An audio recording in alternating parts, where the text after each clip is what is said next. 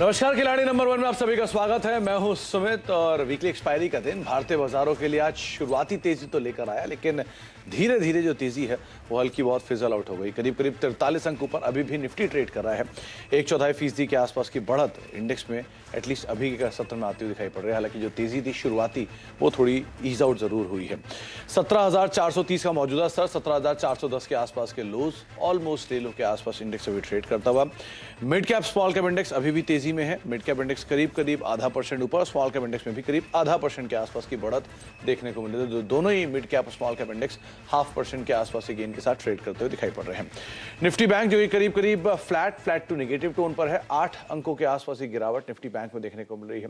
शुरुआती तेजी वहां पर भी ईज आउट हुई है, लेकिन आज बढ़िया मूव आपको दिखाई पड़ेगा इधर आईटी में और मेटल में, जो कि कुछ हद तक सिलेक्टिव ट्रेड्स के साथ कामकाज करते हुए दिखाई पड़ रहे हैं। आईटी इंडेक्स 1.5% ऊपर है, ऑलमोस्ट 29,772 774 के स्तरों पर। सुबह 30,000 के जोन्स के आसपास तक पहुंचा था, लेकिन 1.25% ऊपर अभी ये ट्रेड करता हुआ।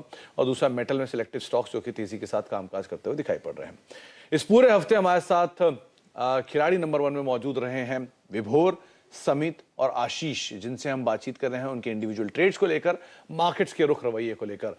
लीड कर रहे हैं विभोर 14.5% के रिटर्न के साथ, साथ ही साथ आशीष करीब करीब 7% का रिटर्न और समित का रिटर्न रफली 2.5% के आसपास का फिलहाल देखने को मिल रहा है। स्ट्रेटेजी क्लियर है विभोर की, छोटे छोटे टारगेट्स, छोटे छोटे स्टॉप लॉस, कैश मार्केट्स में अर्निंग्स के आधार पर स्टॉक्स को वो पिक कर रहे हैं, जिसके आधार पर उनका रिटर्न 14.5% के आसपास पहुंच चुका है।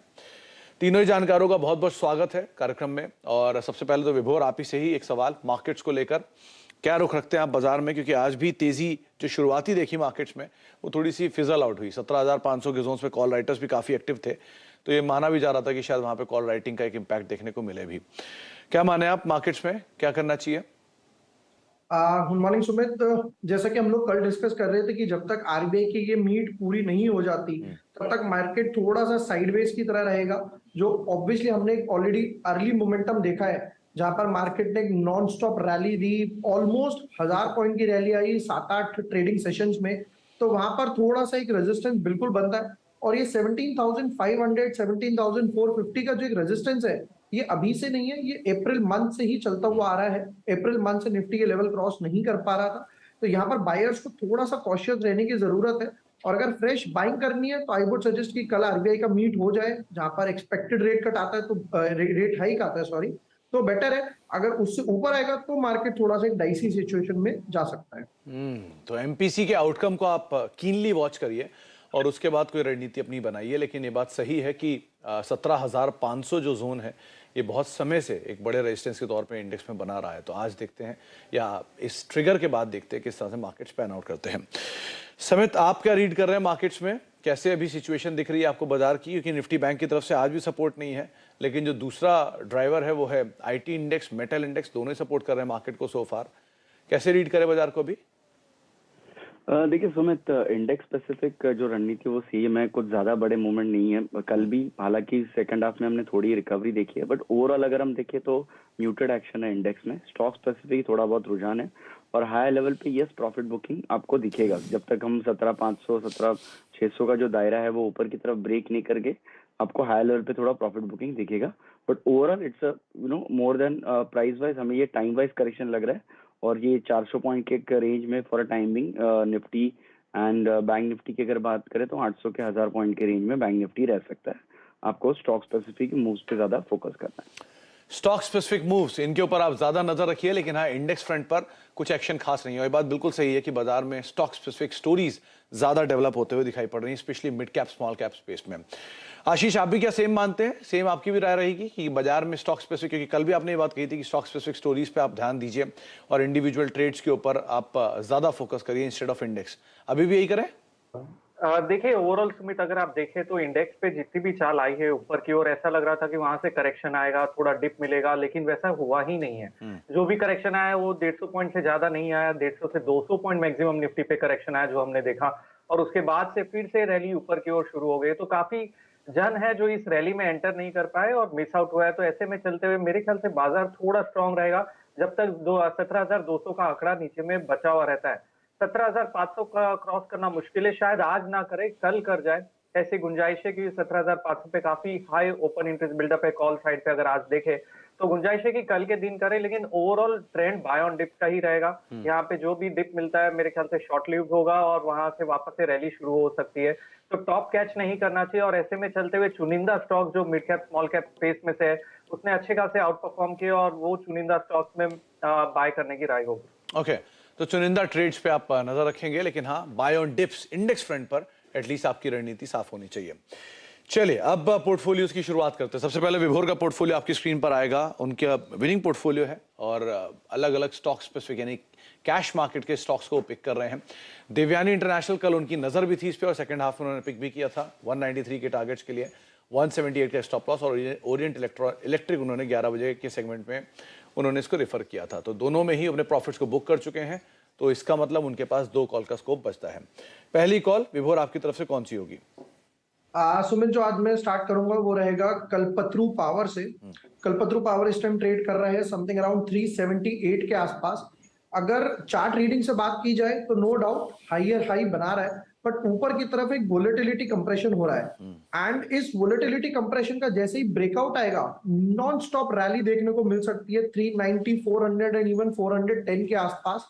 वॉल्यूम्स भी थोड़ा थोड़ा पिकअप कर रहा है, तो this seems to be a very good bet. जो लेवल्स मैंने डिराइव करे हैं, स्टॉप लॉस रहेगा यहाँ पर 368 का, टारगेट रहेगा 410 का। 410 का टारगेट, 368 का स्टॉप लॉस, लॉन्ग साइड में पोजीशन कल्पतरू पावर के ऊपर आप नजर रखेंगे। आशीष का पोर्टफोलियो स्क्रीन पर लेकर आइए, किस तरह की सिचुएशन वहां पर है। उन्होंने बासफ में खरीदारी की राय दी थी जहां प्रॉफिट बुक किया है, और दूसरा नाम GIC का था जहां पर 134 के टारगेट से और दोनों में प्रॉफिट बुक कर चुके हैं। 2 कॉल का स्कोप आशीष का भी। आशीष, पहली कॉल आपकी तरफ से। जो पहली कॉल होगी वो है बोरोसिल रिन्यूअल्स में। यहाँ पे बहुत अच्छा मोमेंटम देखा गया है, वॉल्यूम पिकअप होते हुए नजर आ रहे हैं और काफी समय से कंसोलिडेशन में एक ट्रायंगल पैटर्न बना रहा है। तो गुंजाइश है आज के दिन में अगर ब्रेकआउट आएगा तो ये स्टॉक 710 या उसके भी पार चला जाए, तो लॉन्ग पोजीशन क्रिएट करनी होगी बोरोसिल रिन्यूअल्स में। स्टॉप लॉस होगा 626 का, टारगेट 710 का। 710 का टारगेट, 626 का स्टॉप लॉस, बोरोसिल रिन्यूएबल, ये पहली कॉल आपको आशीष की तरफ से दी गई है। समित का पोर्टफोलियो आपकी स्क्रीन पर आएगा। ग्रेफाइट इंडिया, दिलीप बिल्डकॉन और न्यू इंडिया एश्योरेंस, ये 3 नाम जो उनकी तरफ से ऑलरेडी सुझाए गए थे, इसमें दिलीप से वो एग्जिट कर गए हैं और ग्रेफाइट और न्यू इंडिया उनकी पोजीशंस को अभी 1 से एग्जिट है और 2 में होल्ड है। तो 1 कॉल का स्कोप समित के पास है। समित, बताइए आपकी इकलौती कॉल कौन सी होगी? देखिए, जो 2 स्टॉक्स हम होल्ड कर रहे हैं उनमें अभी भी वो इंटैक्ट है, और जहाँ पे हम जो ऐड करना चाहेंगे वो APL अपोलो रहेगा। ये स्टॉक काफी एक स्टडी स्टॉक रहा है, और जब भी मार्केट में थोड़ी बहुत रिकवरी आती है ये स्टॉक पहले एक अच्छी खासी मूव देने के लिए जाना जाता है। तो APL अपोलो हमें यहाँ से लगता है इसके ऑल टाइम हाईज क्लॉक करने के लिए ये पॉइज्ड है। नॉट नेसेसरी आज 1-2 दिनों में हो, बट नेक्स्ट 1-2 वीक में ये स्टॉक 1100 के पार जा सकता है। तो यहाँ पे हम पोजिशनल बेसिस पे इसमें अगर स्टॉप लॉस रखना है तो 978 का स्टॉप लॉस रखेंगे और इसमें टारगेट लगभग 1150 का रहेगा। 1150 के टारगेट्स के लिए APL अपोलो के ऊपर आप दांव लगा सकते हैं। विभोर, आपकी दूसरी कॉल?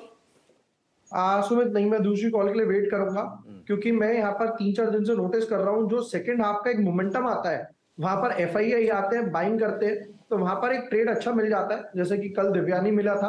तो मैं सेकंड हाफ के लिए ही वेट करूंगा और उसमें ही ट्रेड लूंगा। चल, तो सेकंड हाफ हर बार की तरह विभोर अपना 1 कॉल सेकंड हाफ के लिए रिजर्व रखते हैं और अभी भी उनको लगता है कि सेकंड हाफ में ही वो पोजीशन ज्यादा बेटर बना पाएंगे।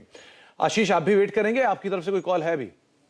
नहीं, बिल्कुल सेकंड हाफ की वेट की जाएगी क्योंकि ओवरऑल देखें तो यहाँ से जो मूवमेंट मिलता है वो सेकंड हाफ में अच्छा खासा मिलता है और अभी थोड़ा दबाव बना हुआ है। ओपनिंग आवर कैंडल के नीचे निफ्टी गया है, तो हो सकता है थोड़ा सा दबाव बने और फिर से बाइंग इमर्ज हो, तो सेकंड हाफ में बेटर एंट्री लेवल्स मिल सकते हैं स्मॉल कैप स्टॉक्स में।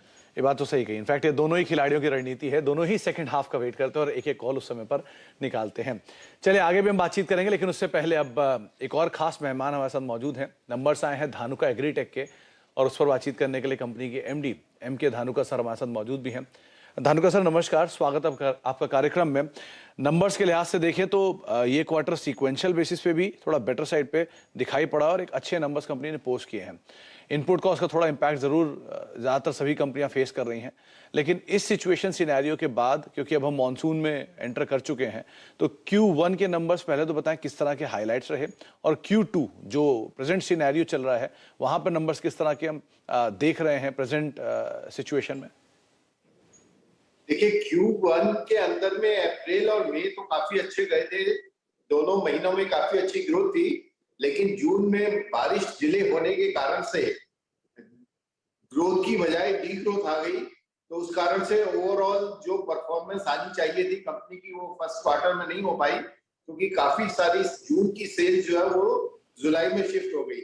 लेकिन जुलाई में ऑल इंडिया अच्छी बारिश आ चुकी है और सब जगह से डिमांड पिकअप हुई है और जुलाई ऑलरेडी खत्म हो गया महीना, तो उसके अंदर में काफी अच्छी ग्रोथ कंपनी को देखने को मिली है और उम्मीद है कि ये ट्रेंड अगस्त और सितंबर में भी कंटिन्यू रहेगा और जब सेकंड क्वार्टर के रिजल्ट्स जो हैं फर्स्ट क्वार्टर के कंपैरिजन में मच बेटर होंगे। अच्छा धानुका सर, अगर वाई बेसिस पर देखें तो कंपनी का इंसेक्टिसाइड्स बिजनेस की तरफ से तो एक थोड़ी सी स्लगिश ग्रोथ जरूर देखने को मिली, लेकिन हाँ हर्बिसाइड बिजनेस एक बहुत रोबस्ट परफॉर्मेंस दी है। क्या जो रीसेंट एक्विजिशंस थे उनका इम्पैक्ट यहाँ पे पूरी तरह से पैन आउट हो रहा है? क्या की हाइलाइट्स है सर उसकी वजह? कुछ जो नए मॉलिक्यूल हमने लास्ट ईयर इंट्रोड्यूस किए थे, दोनों वीडीसाइड ही थे, टोर्नेडो और वन किल, जिसके अंदर में काफी अच्छा रेस्पॉन्स मिला और इसके कारण से आईटीआई इंडेक्स भी जो है जो 10% के लगभग चल रहा था वो 18% पे इस क्वार्टर के अंदर में पहुंच गया है। तो टोर्नेडो और कॉर्नेक्स भी हमने जो इंट्रोड्यूस किया, हालांकि वो अभी इनिशियल स्टेज में है, लेकिन मार्केट से रेस्पॉन्स अच्छा मिल रहा है। और उसके अलावा जो हमारा एक प्रोडक्ट सैम्प्रा था वो भी बीडीसाइड है, जो कि काफी अच्छा गया। और एक डाउ का कोर्टेवा का हमने इंट्रोड्यूस किया था, डोजोमैक्स, वो भी काफी अच्छा गया। तो इन सब कारणों से हमें जो है बीडीसाइड के अंदर में काफी अच्छी ग्रोथ देखने को मिली है इस क्वार्टर के अंदर। अच्छा धानुका सर, लास्ट क्वार्टर के अंदर जो कंपनी के नंबर्स थे उसमें थोड़ा बहुत इंपैक्ट इनपुट कॉस्ट का जरूर देखने को मिला, हायर साइड पे इनपुट कॉस्ट आते हुए दिखाई पड़ी। अभी प्रेजेंट सिनेरियो किस तरह का है इनपुट कॉस्ट का? क्या थोड़ा ईज आउट हुआ? जो रिसेंटली इनपुट प्रोडक्ट्स के दाम बढ़े थे क्योंकि वापस हायर लेवल से थोड़ा ईज आउट हुए हैं, तो क्या कंपनी को इसका बेनिफिट मिल रहा है अभी? नहीं, देखिए जब प्राइसेस रिड्यूस होते हैं तो कंपनी को फायदा मिलने के बजाय नुकसान ही होता है, क्योंकि जो इन्वेंट्री सिस्टम में होती है वो हायर रेट्स की होती है।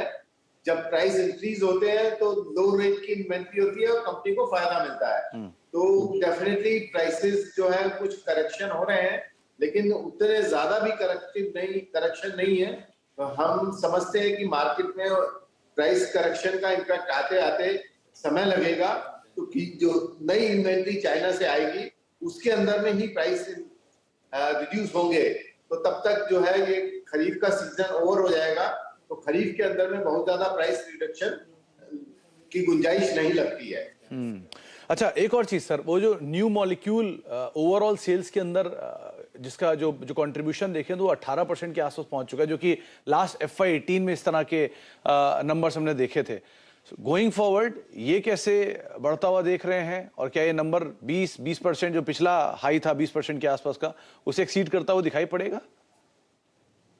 नहीं, देखिए ये जो मॉलिक्यूल टोर्नेडो हमने लॉन्च किया था, ये इसकी सेल ये वीडीसाइड है और इनिशियल स्टेज के ऊपर में ये होती है। बाकी क्वार्टर के अंदर में टोर्नेडो की सेल नहीं आएगी, तो इसलिए ये नंबर और बहुत ज्यादा इंक्रीज होने की गुंजाइश इसमें नहीं है।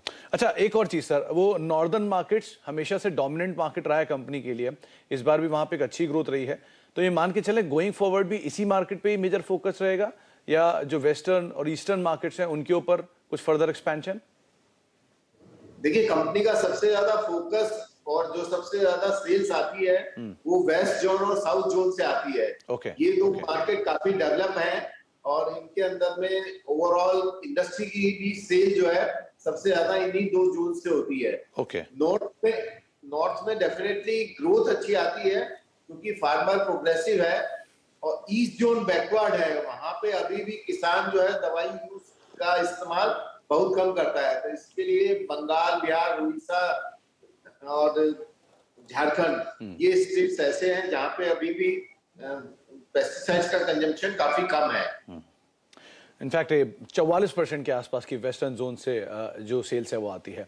बहुत बहुत शुक्रिया धानुका सर, हमारे साथ अपना कीमती समय शेयर करने के लिए, नंबर्स पे बातचीत करने के लिए और पूरी तरह से ये जो डिटेल्स हैं उस पर बातचीत करने के लिए बहुत बहुत शुक्रिया सर। तो अच्छी growth going forward company expect कर रही है। शेयर हालांकि मोरलेस फ्लैट टोन पे कामकाज करा, 0.5% के आसपास की गिरावट है, 698 के स्तरों पर फिलहाल ट्रेड करता हुआ दिखाई पड़ रहा है। एक ब्रेक का वक्त हो गया है, ब्रेक के बाद लौटेंगे। तीनों खिलाड़ी हमारे साथ मौजूद हैं, उनसे हम बातचीत भी करते रहेंगे और साथ ही साथ कुछ और नंबर्स हैं, कुछ और आंकड़े हैं, उन पर भी हम बातचीत करते हैं छोटे से ब्रेक के बाद।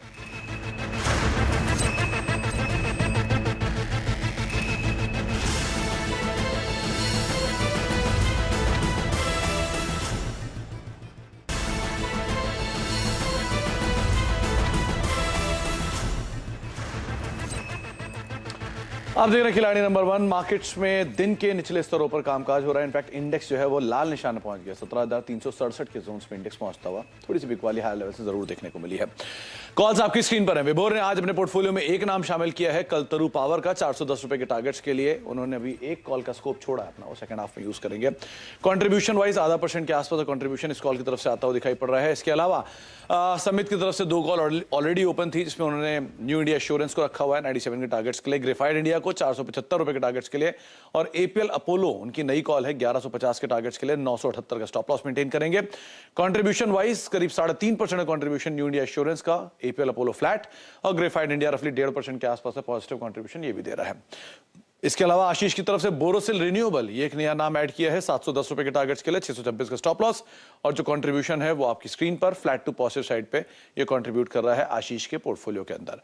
तीनों खिलाड़ियों का रिटर्न 15.5 रादर 16.25% के रिटर्न के साथ विभोर, 11% का रिटर्न अब आशीष का आ रहा है और समित चौहान करीब 5.5% का पॉजिटिव रिटर्न उनकी तरफ से भी आता हुआ दिखाई पड़ रहा है। 2 क्रूशियल बातें कि एक विभोर के पास और आशीष के पास एक कॉल का स्कोप है, तो फर्दर इसे यूज कर सकते हैं सेकेंड हाफ में। और उसके अलावा एक बड़े इवेंट से पहले मार्केट की वोलेटिलिटी में कैसे प्ले आउट होता है सेकंड हाफ, ये काफी क्रूशियल रहेगा, इस पर भी नजर रखनी होगी। बहुत बहुत शुक्रिया विभोर आपका भी, समित आपका भी, आशीष आपका भी हमारे साथ मौजूद रहने के लिए और सभी कॉल्स पे बातचीत करने के लिए, बाजार पे अपनी राय रणनीति रखने के लिए। मार्केट्स इस बीच दिन के निचले स्तरों पे 17,350 का लो, 17,350 के जोन पे निफ्टी अभी कामकाज करते हुए, मिड कैप 3/4% ऊपर अभी कामकाज करा, लेकिन Nifty mid cap, Nifty small cap जो है वो बिल्कुल फ्लैट हो चुका है। In fact mid cap index flat और स्मॉल कैप इंडेक्स लाल निशान में अब कामकाज करता हुआ दिखाई पड़ रहा है। निफ्टी बैंक करीब 200 अंक नीचे अब आ चुका है, तो बिकवाली एकाएक गहराई है मार्केट्स में, जो कि डे लो पर अब इंडेक्स को लेकर आ चुकी है। अच्छा, एक और बात हमारी खास पेशकश के बारे में, जहां पे अमृत महोत्सव की सीएनबीसी आवाज देश की आजादी के 75 साल का जश्न मना रहा है। इसी सिलसिले में हमारे साथ एबेकस एसेट के सुनील सिंघानिया जुड़े। उनके मुताबिक डिजिटल, कैपिटल गुड्स और फाइनेंशियल सेक्टर में ग्रोथ के अच्छे मौके हैं।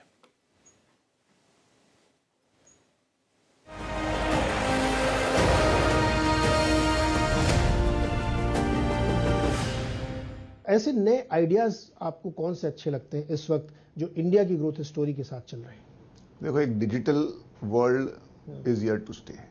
आज हम हमारे खुद के भी अगर आप हैबिट्स देखें तो the way we work, the way we study, the way we shop, the way we entertain, सब में डिजिटल का कहाँ ना कहाँ योगदान है और उसके बिना हमारा काम हो ही नहीं सकता है। खाली प्रॉब्लम क्या है ना, थोड़े जो डिजिटल कंपनियां लिस्ट हुई थी वो आई वुड से तेजी में लिस्ट हुई थी। कंपनियां अच्छी थी, उनके प्राइसिंग थोड़े गड़बड़ थे और एटलीस्ट हमारे ऐसे इन्वेस्टर जो प्रॉफिट वाली कंपनी को देखते हैं उनके लिए वो कंपनियां ऐप नहीं थी। बट ये डिजिटल एज अ थीम है ना, ये 10, 20, 25, 30 साल की थीम है। तो जब भी आपको मौका मिले, जब भी आपको कोई कंपनी मिले जिसमें विजिबल प्रॉफिट है, जिसमें ग्रोथ है, जिसमें मोट है, जिसमें एक बोलते हैं ना यूनिक चीज है जिसके बिना आप वो पर्टिकुलर काम कर नहीं सकते हो, आई थिंक वो theme is going to be there for a long time. दूसरा, इंडिया में ना लास्ट 5-7 साल में है ना कैपेसिटी बिल्डिंग ही नहीं हुई, क्योंकि सब कंपनियां थोड़ी तकलीफ में थी, इकोनॉमी में ग्रोथ नहीं थी, बैंक्स की हालत थी खराब थी तो डेट नहीं मिल रहा था। आई थिंक वो सब चेंज हो रहे हैं। बैंक्स की हालत बहुत अच्छी है, एनपीएस है नहीं, बैंक की एबिलिटी टू लैंड बहुत बढ़ गई है, गवर्नमेंट भी अपना केपेक्स कर रही है। हमने 75 साल में 75 एयरपोर्ट बनाए, अब अगले 5 साल में वो 75 के 150 एयरपोर्ट हो जाएंगे। कम से कम 50 सिटीज में मेट्रो का काम चालू है, रोड तो हमने देखा ही है। बड़े बड़े स्टेट, उत्तर प्रदेश ने बोला है कि we want to be $1 trillion in economy. आज पूरा इंडिया 3 ट्रिलियन है और अकेला यूपी ने एक टारगेट ले रखा है $1 ट्रिलियन इकोनॉमी का। तो आई थिंक ये जो कैपिटल गुड सेगमेंट है उसमें बहुत साल बाद में एक लग रहा है कि थोड़ा सा मोमेंटम बिल्टअप हो रहा है। फिर नई नई थीम है, जैसे अभी हम आज घर पे ऑर्डर करना सीख गए खाना, तो एक QSR वाली कंपनियां सब अच्छा चल रही है। अगेन इनके पी बहुत ऊंचे हैं, तो हम जैसे इन्वेस्टर थोड़े उनको डर डर के लेते हैं, बट एक फैक्ट है आज जो QSR की थीम है बहुत ही अच्छी थीम है।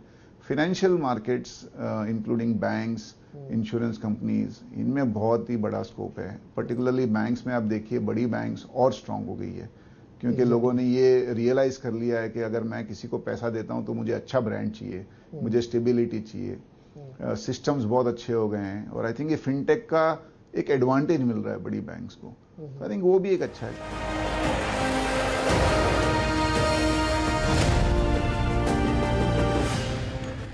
तो कौन कौन सी थीम्स, किस तरह से निवेश, इस सब पर आप पूरी बातचीत आज सुन सकते हैं सुनील संघानिया साहब से। 1:27 पे आज हमारे साथ मौजूद होंगे हमारी खास पेशकश में अमृत मंथन में। तो आप सुनील संघानिया साहब को जरूर सुनिएगा। एक बढ़िया कॉल, बढ़िया सेक्टर्स का आइडेंटिफिकेशन और किस तरह से आपको अपनी इन्वेस्टमेंट की थीम बनानी है आज दोपहर 1:27 पर। चलिए फिलहाल अब इस कार्यक्रम में इतना ही। एक ब्रेक और ब्रेक के उस पार कमोडिटीज मार्केट